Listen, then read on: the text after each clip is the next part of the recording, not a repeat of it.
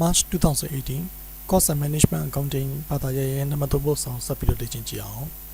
ဒီပုဒ်စာမှာ budget ပုဒ်စာအကြောင်းပြောမှဖြစ်ပြီးတော့ဒီ budget ပုဒ်စာကိုအရင်ဆုံး page တွေဖတ်တဲ့နဲ့ပြီးရင်သူပေးတဲ့ page တွေမှာ option တွေပါတယ်ဒါမှမဟုတ်လို့ရှိရင်ဒီ policy လေးတွေပါတယ်အဲ့ဒီ policy လေးတွေကိုအရင်ဆုံးကိုယ့်ဘာသာဖတ်ပြီးတော့အကျဉ်းချကြည့်ရတယ်နဲ့ပြီးတော့မှဘယ်လိုတွက်မလဲဆိုတော့ဒီ payment period တွေရဲ့Now receivable period တွေဒါတွေကိုသိချာ analyze လုပ်ကြည့်ပြီးတော့မှကျွန်တော်တို့ရဲ့ lecture ကိုဆက်ပြီးနားထောင်တဲ့နဲ့ကိုယ့်ဘာသာစဉ်းစားပြတဲ့အလေးအကျင့်လေးကိုရသွားအောင်ဟုတ်ပြီဒါဆိုရင်ဖတ်ကြည့်ပြီးဆိုကြပါစို့เนาะ3မိနစ်လောက်တော့အချိန်ယူပြီးအရင်ဖတ်လိုက်ပါဒီတော့ G Limited is planning its cash flow သူရဲ့ cash flow focus ကိုလုပ်နေပါတယ်လာမယ့်3လအတွက်ကိုပေးထားတယ်3 months April ကနေ June အထိ3လစာပေးတယ်the following budgeted information is available. Bank overdraft နဲ့ပတ်သက်ပြီးတော့14360ရှိပါတယ် Bank overdraft က14360အဲ့ဒါဒီ first April opening date မှာ overdraft ဖြစ်နေတယ် Sales and purchase Sales နဲ့ purchase ကိုပြောတယ် Sales ကရောင်းဝယ်ငွေတွေပြီးသွားပြီးတော့ purchase ကအဝယ်ကိစ္စဒီတော့အဲ့ဒီအဝယ်ရောင်းနေတဲ့ပတ်သက်ပြီးတော့သူ့ policy ကဘယ်လိုရှိသလဲSales at 35% the receive the month following so tala now jabi yaba because 35% of sales income the sales at 35 raganong the will be received in the month following the month of sale ရောင်းပြီးတလားကြာရင်ရပါလိမ့်မယ် now will be received the month following လို့ပြောတဲ့အတွက်ရောင်းပြီးတလားကြာရင်ရမယ်တလားဆိုင်လို့သတ်မှတ်မယ်62ရာခိုင်နှုန်းကတော့2 months after sale 62% the receive 2 months after sale ရောင်းပြီး2လကြာရင်ရပါမယ်ဒါဆိုရင်ဒီတလဆိုင်က35ရာခိုင်နှုန်း2လဆိုင်က62ရာခိုင်နှုန်းဆိုပေါင်းလိုက်ရင်69ရာခိုင်နှုန်းရှိပြီ 100% မှာ69ရာခိုင်နှုန်းကိုရပြီးပြီဆိုတော့ဒါ 3% ကျန်တယ် the remainder ဆိုတော့စောစောပြောတဲ့ 3% ပေါ့နော်will be written off as an irrecoverable ကျွေးဆုံးအဖြစ်သတ်မှတ်ပါမယ် better ပေါ့ now the remainder လို့ပြောတဲ့အတွက်ကြောင့်ဒီနေရာမှာကျန်တဲ့3ရာခိုင်နှုန်းကိုရည်ညွှန်းတာလို့နားလည်ရမယ် 3% ဒီ better irrecoverable debt လို့သတ်မှတ်မယ်ဒါဆိုကျွန်တော်တို့က cash receipt ကိုနှစ်ပိုင်းခွဲရမယ်ဒီတစ်လဆိုင်လည်းရှိတယ်နှစ်လဆိုင်လည်းရှိတယ် February မှာရောင်းတဲ့ sales တွေက35ရာခိုင်နှုန်းဒီ March မှာရမှာဖြစ်ပြီးတော့62ရာခိုင်နှုန်းဒီ April မှာရမယ်3ရာခိုင်နှုန်းကိုထပ်မစမ်းတော့ဘူးသူကအကျွေးဆုံးဆိုတော့ငွေဝင်ထွက်မကိုမဖြစ်စေဘူးเนาะကျွန်တော်တို့ရတဲ့ငွေမရတာပဲရှိတယ်ငွေထွက်လည်းမဟုတ်ဘူးငွေဝင်လည်းမဟုတ်ဘူးအဲ့တော့ February sales ရဲ့ 62%ဒီ April မှာရမယ် March မှာရောင်းတဲ့ sales လည်းအဲ့တိုင်းပဲ March sales ရဲ့ 35%ဒီ April မှာရမှာဖြစ်ပြီးတော့ 62%ဒီ May မှာရမယ် April sales ရဲ့ 35% က May မှာငွေဝင်ပြမယ်ပြီးရင် 62% က June မှာငွေဝင်ပြမယ်ဒါဆို May မှာရောင်းတဲ့ sales ရဲ့ 35%ဒီ June မှာဝင်ပြရမယ်ကျန်တဲ့62ရာခိုင်နှုန်းဒီ July ဆိုတော့ကျွန်တော်တို့ဆွဲတဲ့ color တိုင်းမပါတော့ဘူးပေါ့ဟုတ်ပြီ purchase will be on 1 month credit purchase က 1 month credit လို့ပြောတယ်တလဆိုင်ပေါ့ဒါဆိုရင် February မှာဝယ်လိုက်တဲ့ purchase ဒီ March မှာငွေချေရမယ် March ရဲ့ purchase ဒီ April မှာငွေချေရမှာဖြစ်ပြီးတော့ဒါ April purchase က May ရဲ့ purchase က June ဒါဆိုကျွန်တော်တို့က purchase နဲ့ပတ်သက်ပြီးပြောမယ်ဆိုလို့ရှိရင်ဒီ March ရဲ့16230အဝယ်ဒီ April မှာငွေချေရမယ် April မှာဝယ်တဲ့ကိစ္စဒီ May မှာငွေချေရမှာဖြစ်ပြီး May မှာဝယ်တာဒီ June မှာငွေထွက်ပြရမယ် Sales ကတော့နှစ်ပိုင်းခွဲပြီးတော့ working notes ထုတ်ပြီးတွက်တယ်နောက်တစ်ခု wages and salary 2920 per month လို့ပြောတယ် payable in the month in which they are incurred လို့ပြောတဲ့အတွက်ကြာတဲ့လမှာပဲအပြည့်ပေးရပါမယ်2920ဒီ per month လတိုင်းတူတူပဲ payable in the month in which they are incurred သူတို့ကုန်ကြတဲ့လမှာလည်းပေးရမယ်ဒါဆိုရင်လတိုင်း2920ကို payment မှာလိုက်ပြီးတော့ရေးပေးရမယ် drawing 1800 will be taken out by the owner each month ဒါဆို drawing က1800ရှိမယ်အဲ့ drawing 1800ကလည်းတလတိုင်း1800ငွေထွက်ပြရမယ် heat and light powerက will be 390 per month တလကို390ဖြစ်ပါလိမ့်မယ်ဒါသည် heat light and power will be paid quarterly paid quarterly လို့ပြောတဲ့အတွက်ကြောင့်3လတစ်ခါပေးပါမယ်နော်အဲ့တော့သူ့ရဲ့ပေးတဲ့စနစ်တွေ3လတစ်ခါပေးတယ်တစ်လကို390နဲ့3လတည်ကျင်တယ်ဆိုရင်390ကို3လနဲ့မြောက်လိုက်1190ဒါဆိုရင်သူကဒီ heat light and power ဒီတစ်ခါပေးရင်1190ပေါ့နော်တစ်ခါပေးရင်1190ကျွန်တော်တို့ဆွဲတဲ့ကာလနဲ့ဘယ်မှာအကျုံးဝင်လဲဆိုတော့ကျွန်တော်တို့ဆွဲမဲ့ကာလဒီ April May June နဲ့ဖြစ်တဲ့အတွက်ကြောင့်သူပြောတဲ့အထက်ကမေလမှာသွားပြီးအကျုံးဝင်တယ်ဒါဆိုရင်မေလမှာပေးရမယ့်ငွေဒီ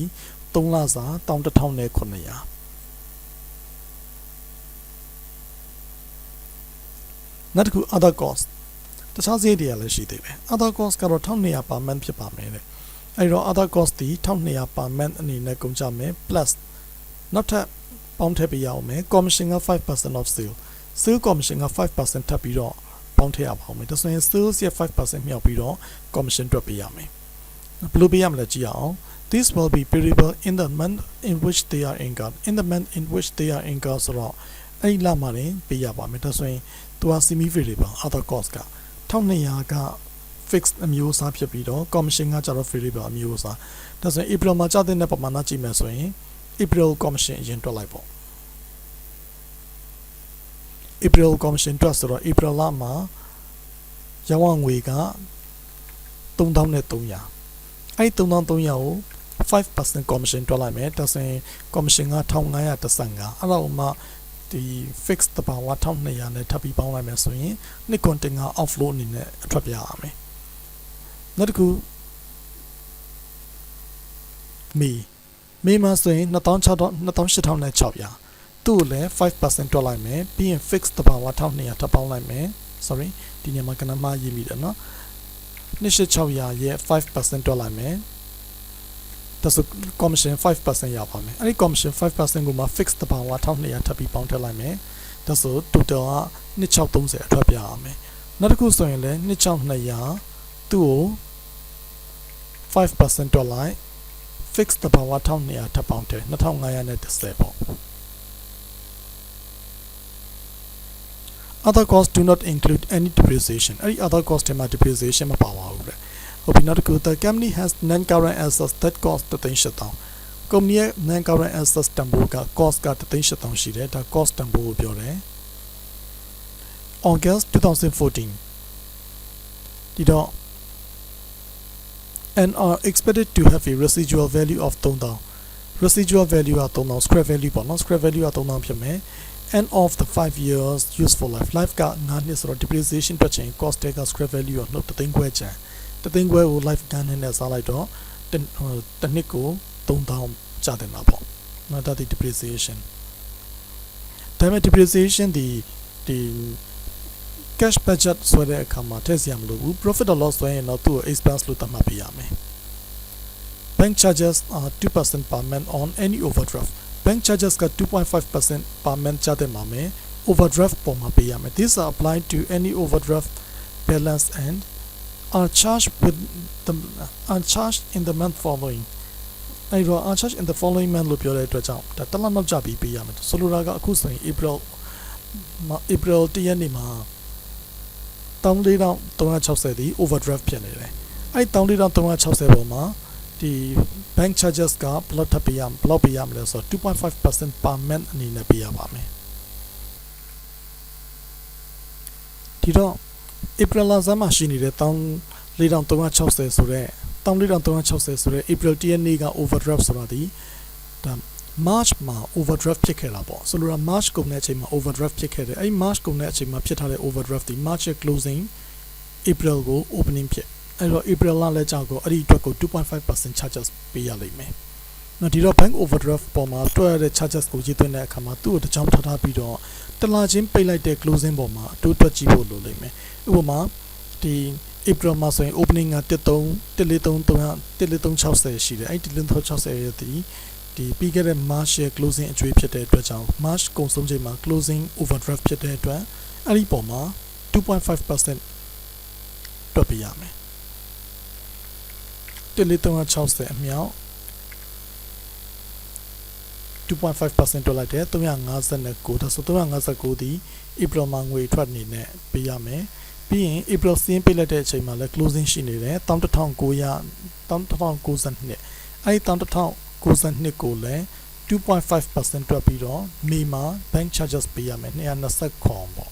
နော်နောက်တစ်ခု May ကိုပိတ်တော့လဲ overdraft ဖြစ်နေတော့မယ်8046အဲ့8046ပေါ်မှာလဲနောက်လာကြလို့ရှိရင် overdraft ပေါ်မှာ charges က200တစ်ချက်ပေးရမယ်အဲ့တော့ဒီနေရာမှာကျွန်တော်တို့စီးရင်သွင်းစရာရှိတာတွေအကုန်သွင်းတော့သူနောက်ပြီးလို့ရှိရင် bank charges တစ်ချောင်းကိုဒီနောက်က2 column မှာခဏခြံခဲ့ရလိမ့်မယ်နော်ဒီဟာတော့တွက်လို့ရတယ် opening ကျွေးပေါ်မှာ overdraft 2.5% charges တွက်ပြီးလိုက် opening overdraft ပေါ်မှာ 2.5% တွက်လိုက်ဒီကနေ့ပြီးရင် April ပိတ်လိုက်လို့ closing တည်ရပြီဆိုတော့မှ May opening ဆိုအဲ့ဒီ opening ပေါ်မှာဒါ 2.5% တွက်သူ့ pay closing တွက် opening ပြန်ဆိုအဲ့ဒီ opening ပေါ်မှာ 2.5% bank charges တွက်ပြီးတော့မှ June ကိုပိတ်လို့ရလိမ့်မယ်ဒါဆိုရင်ဒီမှာ sales solution လဲ receipt မှာဒါနှစ်ပိုင်းခွဲပြီးထည့်ထားတယ်ဒီနေရာမှာကျွန်တော်တို့က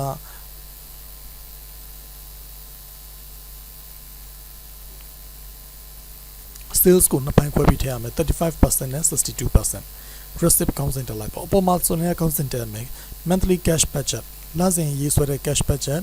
ဒီ April May June 3လစာပြီးတော့မှဒေါ်လာဆိုင်နေထပ်ပြီးတော့အဲ့ဒီအောက်မှာ receipt ရှိမယ် payment ရှိမယ်နောက် payment မှာဆိုရင်လည်းစောစောဒီ sales ကိုထည့်ဖို့ purchase ကိုထည့်ဖို့ကျွန်တော်တို့စဉ်းစားခဲ့ပြီးပြီဆိုတော့အခုထပ်ပြီးတော့မပြောတော့ဘူးเนาะစောစောတည်းကကျွန်တော်တို့ဒီစဉ်းစားပြီးခဲ့ပြီးပြီဆိုတော့ဒီမှာတော့ other cost နဲ့ပတ်သက်ပြီးတော့သူကနှစ်ပိုင်းခွဲပြီးထည့်ထားတယ်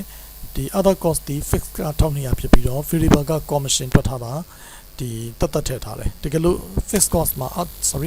other cost မှာ1200နဲ့ commission နဲ့ကိုပေါင်းပြီးတော့မှထည့်လဲရတယ်เนาะအဆင်ပြေသလိုလုပ်ရတယ်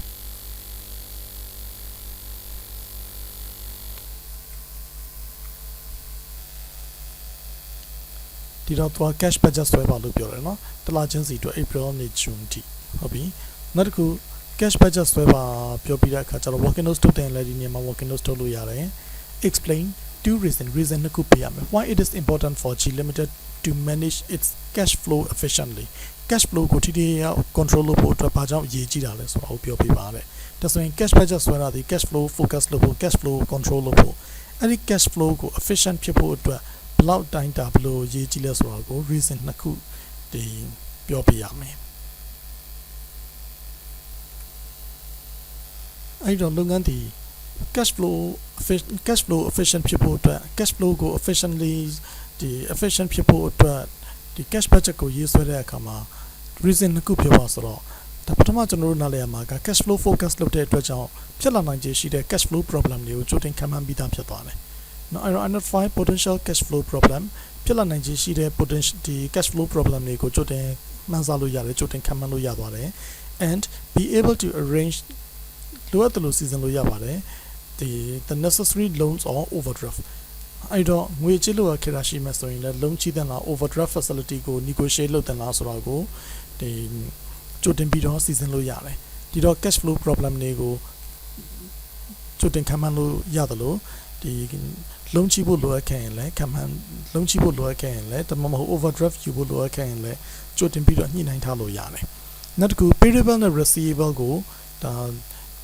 payable period နဲ့ receivable period တွေကိုလည်းကျွန်တော်တို့လိုအပ်တယ်လို့ adjust လုပ်လို့ရတယ်။လိုအပ်တယ်လို့ adjustment လုပ်နိုင်ဖို့လိုတယ်။အဲ့ဒါမှသာ cash flow နဲ့ပတ်သက်ပြီးတော့ efficient control ဖြစ်နိုင်မယ်။နောက်တော့ if the business is unable to pay its creditor သူရဲ့ creditor တွေကိုအကျွေးမဆက်နိုင်ဘူးဆိုရင် then it will not receive any more supplies နောက်ထပ်ပစ္စည်းအသစ်လည်းထပ်မချပေးဘူး။ဆိုလိုတာကပထမအကျွေးမချေသေးဘဲနဲ့နောက်ထပ်ပစ္စည်းအသစ်ချပေးမှာမဟုတ်ဘူး supplier အဲ့ဒီခါကျရင်ကျွန်တော်တို့ဒီ customer order တွေနဲ့ပတ်သက်ပြီးတော့ customer order နဲ့ပတ်သက်ပြီးတော့ winding up the order ဒါမှမဟုတ်လို့ရှိရင် customer order တွေနဲ့ပတ်သက်ပြီး customer က cancel ပြန်လုပ်မယ်ဆိုလို့ရှိရင်ဒါ sales loss ဖြစ်တယ်လို့ goodwill လည်း loss ဖြစ်နိုင်တယ် customer လည်း loss ဖြစ်နိုင်တယ် profit လည်း loss ဖြစ်မယ်နောက်စသဖြင့်ဒီဆုံးရှုံးနေတာမှုတွေအများကြီးရှိလာနိုင်တယ်အဲ့ဒီတော့ cash flow focus လုပ်ခြင်းအပြင်ဒီဖြစ်လာနိုင်ခြေရှိတဲ့ potential problem တွေကိုကြိုတင်ခန့်မှန်းလို့ရတယ်လို့လိုအပ်တယ်လို့လည်းစီစဉ်လို့ရမယ်လုံးချီတာတွေ overdraft facility တွေနဲ့ပတ်သက်ပြီးနောက်တစ်ခု receivable period နဲ့ payable period တွေကိုလည်းလိုအပ်တယ်လို့ adjustment လုပ်လို့ရမယ်လိုအပ်တယ်လို့ဒီအတိုးအလျှော့လုပ်ပြီးတော့ညှိနှိုင်းလို့ adjustment လုပ်လို့ရမယ်နော်အဲ့ဒီအတွက်အဲ့ဒီရွေးချက်နဲ့ cash flow focus ကိုပြုလုပ်တယ်ပေါ့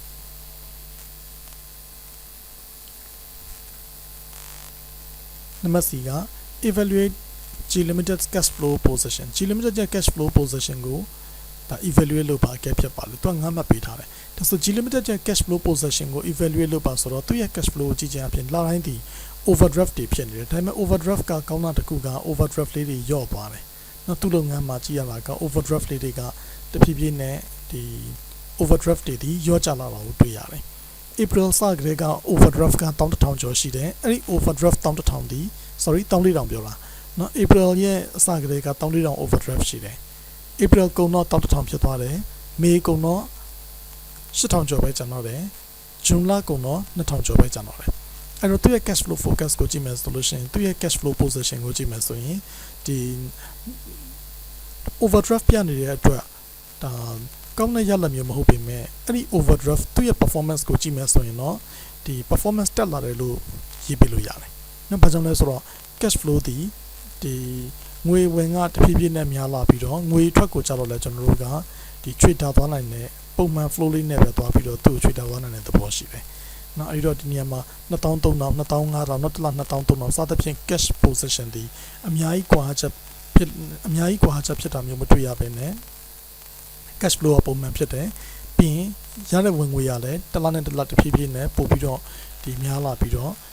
overdraft ကိုလည်းရောကျစေတဲ့အနေအထားမျိုးလေးတွေတွေ့လာတယ်။နော်အဲ့တော့တစ်လနဲ့တစ်လကြည့်မယ်ဆိုလို့ရှိရင်ဒီ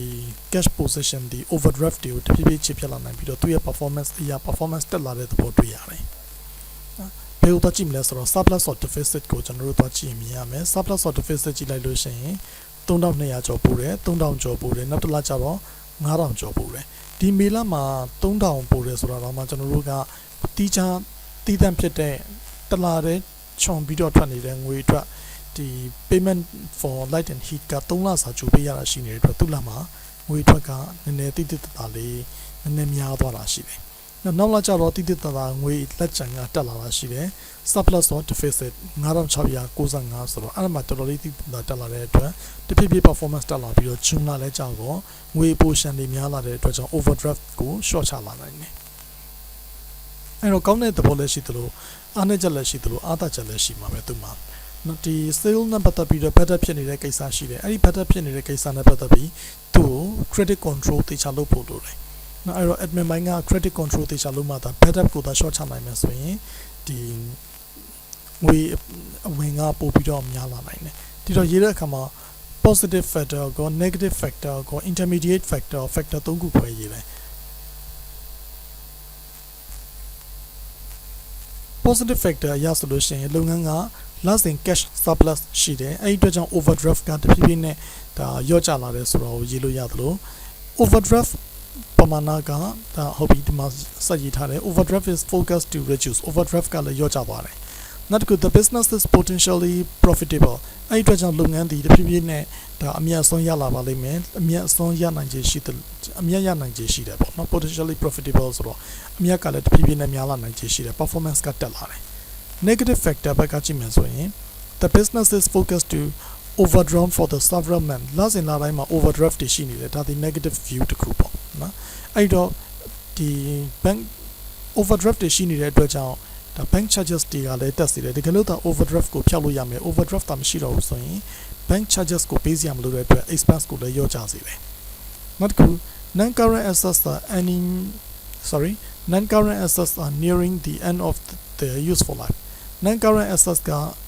nearing the end of their useful life so non-current assets ရဲ့တက်တန်းကဘယ်လောက်ရှိပြီလဲ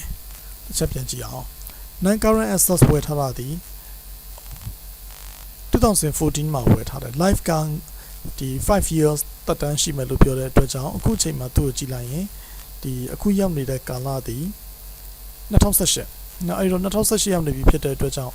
ဒီ14ရက်နေကြည့်မယ်ဆို14 15 16 19 18ဒါဆိုရင်ဒီနောက်နှစ်ဆိုလို့ရှိရင် non-current assets ကအသစ်လဲရတော့မယ့်အနေအထားဖြစ်သွားပြီသူ life ကုန်သွားပြီပေါ့နော်အဲ့တော့သူညွှန်တာလေ non-current assets are nearing the end of their useful life so non-current assets ဒီတက်တန်းကုန်တော့မယ်တဲ့ဒီတော့ non-current assets နဲ့ပတ်သက်ပြီးတော့လည်းရေးတယ်အဲ့ဒီအတွက်ကြောင့်လုပ်ငန်းဒီ potentially facing the large cash outflow soon လုပ်ငန်းဒီမကြခင်မှာနေဒီ cash outflow ကိုဒီနှစ်ထဲသုံးပုံနောက်နှစ်မှာနေ cash outflow ကြီးမားမားနဲ့ကျောင်းရနိုင်ခြေရှိတယ်အဲ့ဒီကကျရင် overdraft ကထပ်ပြီးပြသွားနိုင်လိမ့်မယ်နောက်တစ်ခု sales sales နဲ့ပတ်သက်ပြီးတော့ fall after May မေလနောက်ပိုင်းမှာ sales ကကျသွားပါတယ်နော်အဲ့တော့မေလနောက်ပိုင်းမှာဒီ May ရဲ့နောက်ပိုင်းမှာ sales ကရောင်းအားသည်28,000ကနေ 26,000ဒါဆိုရင်သူကဒီ February March တက်လာတယ် April တက်လာတယ် May June နှစ်လမှာရောင်းအားပြန်ကျသွားတယ်အဲ့အတွက်ကြောင့်သူ့ရဲ့ sales သူ့ရဲ့ရောင်းအားသည် very seasonal လုပ်ငန်းက seasonal variation ရှိတယ်အဲ့တော့လုပ်ငန်းက seasonal variation ရှိတယ်ဆိုလို့ရှိရင် cash flow are likely to be poor cash flow ကဒါ poor condition အနေထားကိုရောက်သွားနိုင်ပါတယ် in the next few months လာမယ့်လအနေငယ်အတွင်းမှာဒီ cash flow ကလည်းဒီရောကျသွားနိုင်တဲ့အနေအထားမျိုးကိုတွေ့နေရတယ်။ဘာကြောင့်လဲဆိုတော့လုပ်ငန်းက seasonal variation ရှိတဲ့အတွက်ကြောင့်ရောင်းအားနည်းတဲ့လတွေမှာ cash flow ကလည်း negative ပြလာနိုင်ခြေရှိတယ်။ဒီ cash inflow နဲ့ပြီး cash outflow ကများ cash outflow ကပုံမှန်အတိုင်းရှိနေမယ်ဆိုရင်တော့မှ cash inflow နဲ့တဲ့အတွက်သူ့မှာ negative ဖြစ်ကောင်းဖြစ်လာနိုင်တယ်။ intermediate factor တော့သူကဘာပြောလဲဆိုတော့ cash budget only covers the 3 months period cash budget တည်တဲ့အခုတွေ့ရတာ3လစာပဲတွေ့ရပါတယ်တဲ့ it is difficult to assess how seasonal this business may be ဆိုတော့အဲ့လိုမျိုး3လစာပဲတွေ့ရတဲ့အတွက်ကြောင့်12လမှာတစ်နှစ်ဆိုတဲ့ကာလ12လအတွင်းမှာ3လကိုပဲကျွန်တော်တို့တွေ့ရတဲ့အတွက်ကြောင့်နောက်ထပ်6လကိုဘာမှမသိဘူးဖြစ်နေတယ်နောက်ထပ်6လအတွင်းမှာဘယ်လဒီရောင်းအားတက်နိုင်လဲဘယ်လဒီမှာရောင်းအားကျနိုင်လဲဆိုတော့ seasonal သူ့ရဲ့လုပ်ငန်းရဲ့ seasonal အနေအထားကိုကျွန်တော်တို့မမြင်ရဘူးဖြစ်နေတယ်အဲ့တော့ it may be not be wise to rely on improvement in the cash flow to continue ဆိုတော့ရှေ့လျှောက်ဆက်လက်ရရှိမဲ့ cash flow နဲ့ပတ်သက်ပြီးတော့ဒါခံမှန်းမှုအတွက်အခက်အခဲရှိနေပါတယ်အခုမြင်ရတာဒီ3လစာပဲမြင်နေရတာမဟုတ်လို့ပေါ့နော်အဲ့တော့ conclusion ပြန်ပြီးပိတ်တယ်ဒီ G limited ရဲ့ cash flow ကကောင်းပါပါတယ်ဘာကြောင့်လဲဆိုတော့ overdraft ဒီတစ်လနဲ့တစ်လရောကျသွားတဲ့အနေအထားရှိနေတဲ့အတွက်ကြောင့်သူ့ရဲ့ cash flow ကဒီကောင်းပါတယ်ဆိုတော့အမြင်နဲ့ပိတ်လို့ရတယ်လို့မကောင်းဘူးဆိုတော့ရေးချင်တဲ့လူကကြတော့လေမကောင်းဘူးလို့တွေးမိတဲ့လူကလည်း cash flow မကောင်းဘာကြောင့်မကောင်းတာလဲထောက်ပြနိုင်ရမယ် because overdraft is still present overdraft ကရှိနေတော့မယ် non current assets need replacing in near future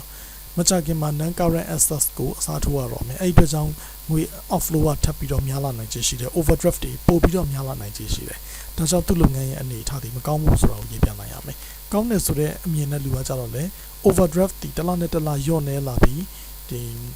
overdraft ကို short ချလာနိုင်တဲ့အတွက်ကြောင့်ကောင်းတဲ့သဘောရှိတယ်ဆိုတော့ကိုရေးပြနိုင်ရမယ်အဲ့ဒီနှစ်ခုတွေကတစ်ခုပဲ conclusion ပိတ်ပြရမှာပေါ့ဒီတော့ဒီ cash budget ကို table ဆွဲပြီးတော့တေချာခေါင်းစဉ်တက်ပြီးတေချာချတွက်ပါ working notes ထုတ်တဲ့နာတွေ working notes ထုတ်ပါပြီးရင်အခုလိုစာရေးပြီးဖြေရမယ့်အကြောင်းအရာတွေကိုလည်းကိုယ့်ဘာသာဒီ sentence လေးတွေစီပြီးတော့ရေးကြည့်ပါ sentence စီပြီးစာရေးတဲ့အခါမှာလည်း block တိုင်းတာအကျယ်ဖြန့်ပြီးရေးတဲ့တယ်လဲ block တိုင်းတာချုပ်ပြီးရေးတဲ့လဲဆိုတာဒီသူပေးတဲ့အမှတ်နဲ့ကြံသေးတဲ့ question paper တွေပေါ့ကြံသေးတဲ့ question တွေပေါ်မူတည်ပြီးတော့ရေးပါဒီအချိန်ကိုအများကြီးယူပြီးတော့